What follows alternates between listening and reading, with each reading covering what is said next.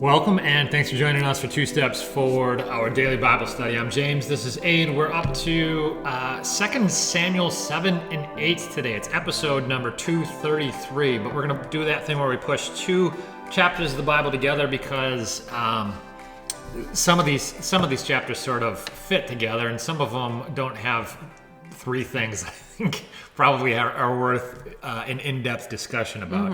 So we tend to push them together, especially in books like 2 Samuel or 1 Samuel where there's, they can get really long at times. So what we're going to do, again, 7 and 8, read 7 first, then pause, or read 7 first, pause this video. Here, I'll give you my summary. We'll go through a couple devotional thoughts. I'll tell you to read chapter 8. You'll hear my summary, and we'll do one more devotional thought, okay? So, 2 Samuel chapter 7, here's my personal paraphrase of it. When the chaos with the neighboring countries around Israel started to settle down, it dawned on David that while he was living in a beautiful palace, the Ark of the Covenant was just in a tent. And he mentioned this to Nathan the prophet, and Nathan told him to do something about it, and the Lord would be honored. God, through Nathan, told David that he'd actually never complained before about not having a permanent house. And he reminds David that he brought David from the field as a shepherd boy and defeated his enemies. And now God, by grace, is going to make his name great and bless Israel and keep them safe. God also promised to establish a dynasty through David long after David was gone, and David's ancestors will be punished if they do wrong. But God does promise that David's throne will ultimately last forever. His rule will last forever. David then went in by the Ark of the Covenant before the Lord and prayed. David said he couldn't believe how well he's been treated by God, and now even more promises are being made to him. And David goes on to say how wonderful the sovereign Lord is, and he asks God to please keep his promise and trusts that God will. And that's 2 Samuel 7. Okay? Devotional thought number 1. Did God want a temple? We've talked about this. We talked about this in the last episode already a little bit, so we don't have to spend too much time on it. But the basic thing happening here is David's, at this point, not overseeing any wars. So there's like this time of peace and stability as they've conquered their enemies. And he's wondering to himself, when you're not working, you have more time to think. And when you're thinking like this, David reasons, I'm in this extraordinary palace, took a number of years to build. God is just in this little old tent outside. Maybe I should build something greater for him. And he goes to Nathan, the prophet, and consults him about this. And essentially, God's response is, I didn't ask for that. I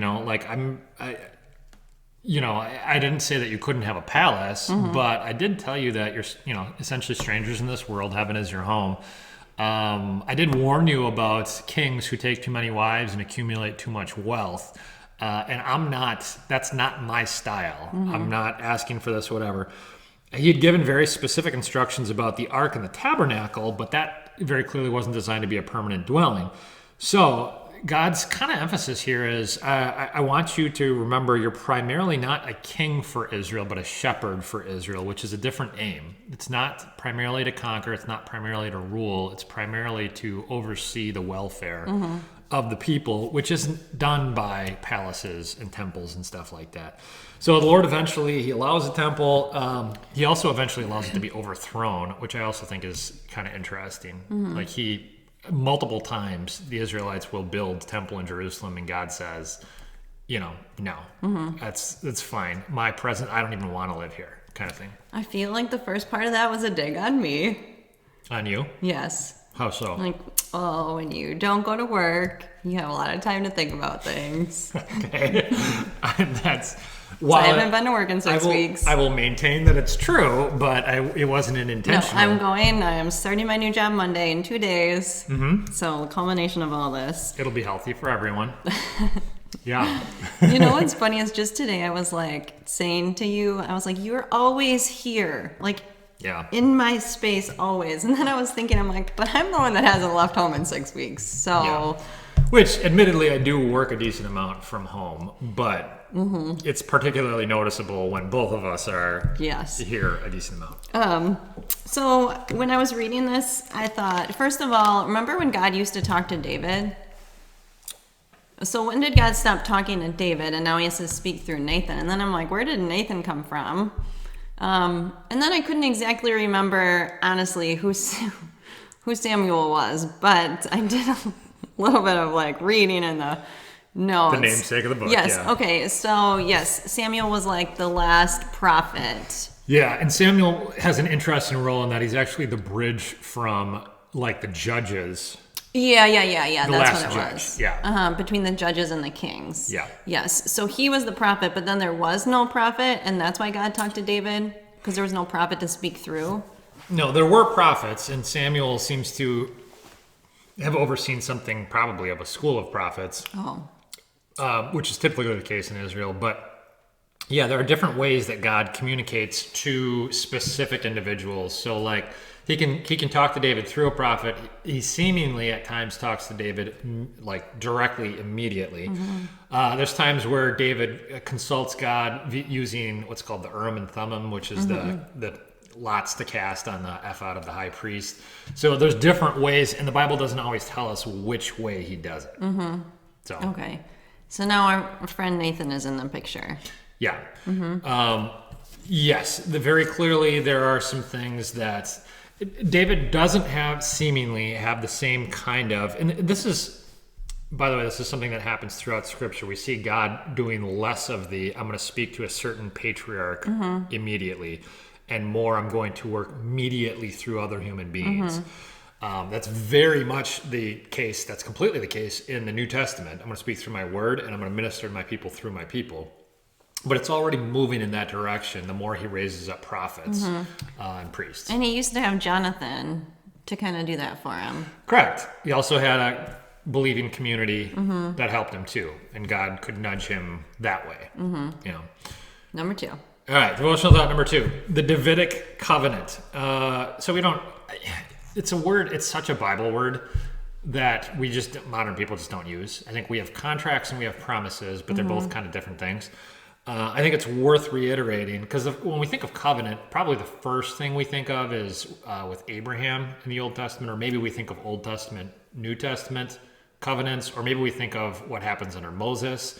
But here what we have, the word covenant isn't used, but this really is the Davidic covenant. So when we have one through Abraham, we have one through Moses, and this is the covenant that God makes to and through David. And David, when he recounts this later in 2 Samuel 23, he refers to this as the covenant that God made with him. Again, it's very much like what God had previously spoken to Abraham. I'm going to make you a nation. I'm going to give you a specific group of land, and the Messiah is going to come through you. He does it.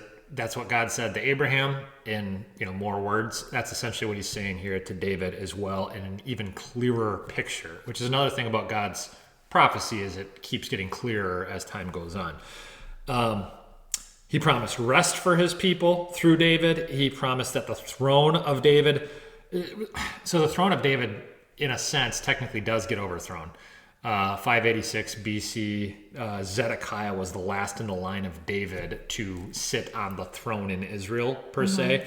But in another sense, the line of David would never end because he's going to bring forth the final prophet, priest, and king, who is Jesus. And so I think, again, we're just worth asking, what do you understand the concept of the covenant or a covenant to be? And what relationship does it have to God's people today? Like, what is your understanding of a covenant? So like your marriage is supposed to be a covenant. So it's like more than a commitment or more than a promise. I feel like I remember a sermon one time where you like explained there was like a line in the sand or something, putting things down in the sand and stepping over things. Oh, yeah. Okay, so you're talking about the covenant the covenant that God made with Abraham. So in ancient Near Eastern powerful individuals would establish covenants about land and whatnot, and they would take animals, cut them up, walk through them together, and essentially what they were saying is, if I don't hold up to my end of the bargain, let what happened to me, so that they're doing this publicly, let what happened to these animals also happen to me. So you can kill me, you can chop me up if I don't hold up my end of the bargain. But in that section, God is the one who passes through the animals. And so he's saying, like, yes, I'm more responsible for this than you are. And yeah, that whole, I've sometimes said a contract, like you have a contract with your cell phone provider. Like, they don't have a personal relationship with you, but there are consequences if you fail to keep that your end of the bargain. A promise is important, but it's personal, but it's not. A lot of people make promises that they just don't keep, and there's no real consequences. A covenant is like somewhere in between. It has the teeth and the consequence of a contract, but it's the personal nature and sacrifice of loving, like, promise.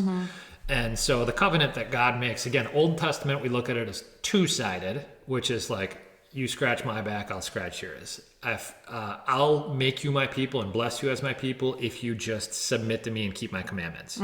Israel could never do it. They just didn't do it. Even though they were a chosen people, and that was a special privilege, and all that grace, they still couldn't do it. And God said, there's going to have to be more grace for them, for me to have a people. And so what he does under Jesus is creates a new covenant. And the new covenant is this one-sided thing where he says, okay, I'll just bless you. Like, just believe in me. That's all I'm asking. Just recognize I'm God. Recognize I love you enough to pay for all of your sins at great cost to myself, and I'll bless you. And that's the new covenant, where Jesus talks about when he institutes the Lord's Supper, and he says, okay, not only am I going to give you a new covenant, I'm going to give you a regular reminder that you can taste and see that you are the beneficiary of this covenant. So it's just such a foreign, because the reason it's foreign in modern society, I think, is because, like, who does that? Who puts out an unconditional, I'll bless you, irrespective of what you do? You know, like, marriage is a covenant like that, but even marriage has, you know, if there is unfaithfulness or if there is whatever, the covenant is broken and whatever. But this is like, literally, you can kill the guy and he'll still love you. In fact, that's one of the reasons why you know he does love you, because we've, in a sense, killed him, and yet he still is with us, you know. So it's like I don't know how to explain it more than that, but it's the ultimate concept of connection and love. But all the negative consequence of breaking it falls on Jesus. Okay, 2 Samuel 8. So make sure, pause here if you need to, read through 2 Samuel 8, and here's my summary for it. This chapter really is just it's one of those summary chapters of, like, David's military conquests. It tells us he's now defeated the Philistines, the Moabites, the Edomites, the king of Zobah, and the Arameans who helped him. Each of these armies, it seems like, had upwards of about 20,000 soldiers. David took all the gold and silver and bronze from these armies as plunder, and all of it was then dedicated to the Lord, acknowledging that he was the one who, in fact, gave the victory. David became famous as a result of his many conquests. He was known throughout the world. David was careful, then we're told, to do what was right for his people. Joab, we're reminded, was his military commander. Zadok and Ahimelech were his priests, and a number of other officials are actually mentioned here too. So 2 Samuel 8, again, kind of a summary chapter sort of thing. Devotional thought number 3 then here. The Lord gives David constant victory. So the chapter lists the triumphs of David, the triumphs of his military. It probably, even though this is 2 Samuel 8, this is one of those weird chronology things. A lot of commentators will say what happens here is probably maybe between 2 Samuel 6 and 7. Doesn't matter that much. It's a summary. God was fulfilling all of his land promises that he had previously made to Abraham and to Moses. And I think, you know, the question here then is, how much, in the grand scheme of celebrating victory, how much of these victories for David do you think are just the Lord's, like, miraculous intervention? And how much of it is the result of David's skills and his hard work, which is also given and developed by the Lord? In other words, the Lord ultimately gets credit for all this, but how much of it is the Lord just accomplishing something, and how much of it is the Lord accomplishing something through, like, David and his military kind of thing? 50-50? Is that the right answer? I don't know that there is a right answer. There are times, I guess what I'm getting at here, because when you apply this to modern times, and you say, okay, I need to pay the bills. To what extent, and I'm pressed up against hard times, and there's a recession, and to what extent is God, who promises to provide for me, to what extent is he going to provide for me by bringing some kind of food into my life and paying my bills somehow? And to what extent is God going to provide for me by giving me some gifts that are valuable for others so that I work hard and that I earn a wage so that I can pay my bills and Well, pay for today I would say 90-10. 90-10 which way? You have to do something for Okay. it. Was it Benjamin Franklin who said ora et labora, work and pray? Somebody like that. It was one of the American. I think Benjamin Franklin said sometimes people don't recognize opportunity because it's disguised as work. Is that a true thing? I Yeah. don't know. He said a lot of things, so I don't know what he else said, but Yeah, so in this day and age, when God's physical presence was more like apparent, so like I don't know if just like little David with his skills and body physicality could have killed Goliath without divine intervention. right. You know. So we've seen it in the Judges. You know, we saw it with like Gideon. We've seen it in David's military conquests. We've seen it with the Israelites back in Egypt. That God, for His people, will intervene in ways that are beyond what those people are capable of. But now I think that God, yes, works through, like you were saying, did you say yesterday or today? Through other people. Yeah. So like if we both became disabled, I don't know, and our house burned down, I feel like we would still be provided for. Like God would make a way for us to have food and clothing, even if it came through like other people. Well, yeah, like even through the Christian church. But it wouldn't be great if I also had no savings, you know. Yes, so God can provide for us. He could provide manna from the sky. He has done that in the past. And He could provide food on my table through a loving Christian neighbor. He has done that in the past too, and continues to do that. I think it's relevant only in the sense of, or it's relevant in the sense, I remember early on, I won't rehash the whole story, but early on in our relationship, we talked about, I think you might have still been going to school. Well, we talked about like the Lord providing for us, and to what extent does even like the paycheck that I get and doing well, for instance, When at my I was job. in college? I can't remember if it was college or shortly after college, but the point is that I think at that time we were talking about it, and you were talking about like making a good paycheck or whatever. I can't remember how we talked about this, but I said like, well, yeah, but who gave you the skills to do that? And who gave the whatever? And I think there's always a temptation for us to plagiarize credit. Yeah. That like the good things that we have in life come from God. Whether He just dropped them from the sky or whether He gave us the intelligence, work ethic, and opportunities to do it, it's still from God. All of David's victories were God's victories. Yeah. Whether he was miraculously killing a giant or whether he was strategically defeating the Philistines. It's all God. We were talking about this at Growth Group. One of the guys in our group had actually, don't think you were there, had a childhood friend who got into investments and has made just a ton of money, like a Christian friend. And he said he went to look at this guy's website, and the guy had like 3 things that he like credits for his success. And the first one was like the support of his family, something else, then it was something other non-Christian thing, and then it was like, or maybe like mentors, and then it said like my diligence and hard work and just never giving up attitude. And the guy in the group was like, it was actually like almost disgusting to me that there was absolutely no acknowledgement of like God gave you the brain and the body and the ability to work hard, you know, or to get an education, and yes, I think that's something early in my life I didn't realize, especially because, I grew up in like a low income rural area of Michigan. So like if you worked hard enough and you got out and went to college, then like you could make something of yourself. And feel good about yourself for that. Yeah, so it was very much intrinsically like you have to do the work. And not, maybe I didn't realize as much like God's giving me the ability to do the work.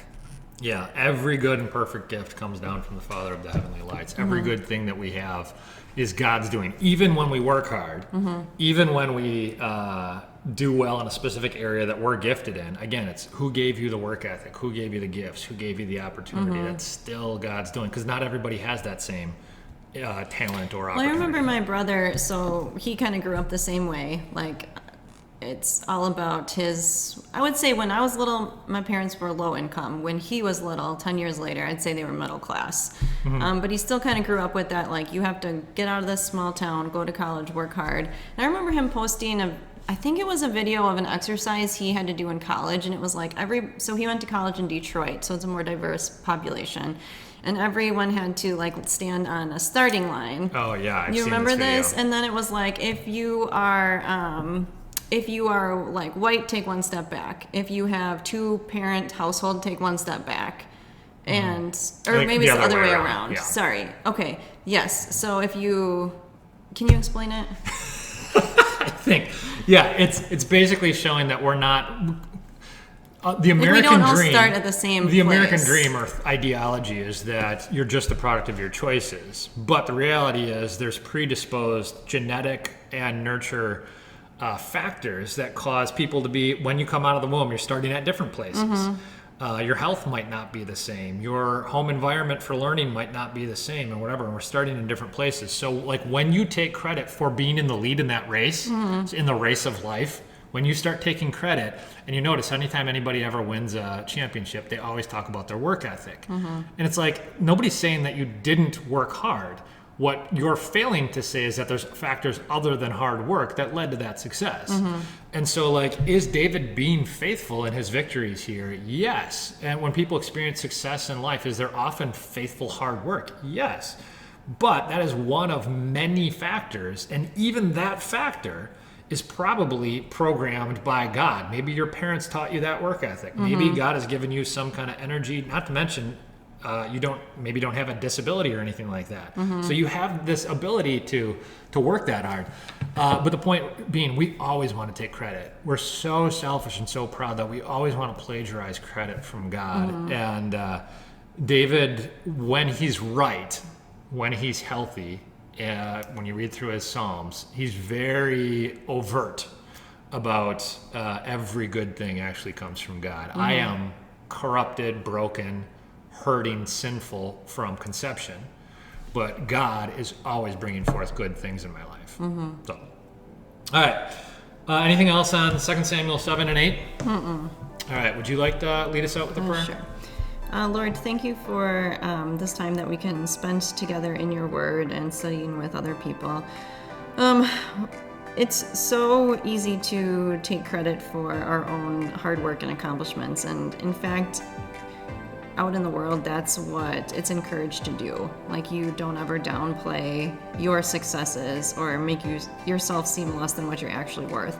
And that's just a kind of a worldly cultural argument that's so ingrained in us. So I pray that as we go like into the workforce and into the world and like out of sometimes the Christian bubbles which are great, but we eventually have to leave, that you would just give us a new awareness of, this is the opportunities that you've blessed us with, the opportunities that maybe other people don't have, that we would have more compassion for other people, and that we would have less pride in our own accomplishments. Amen.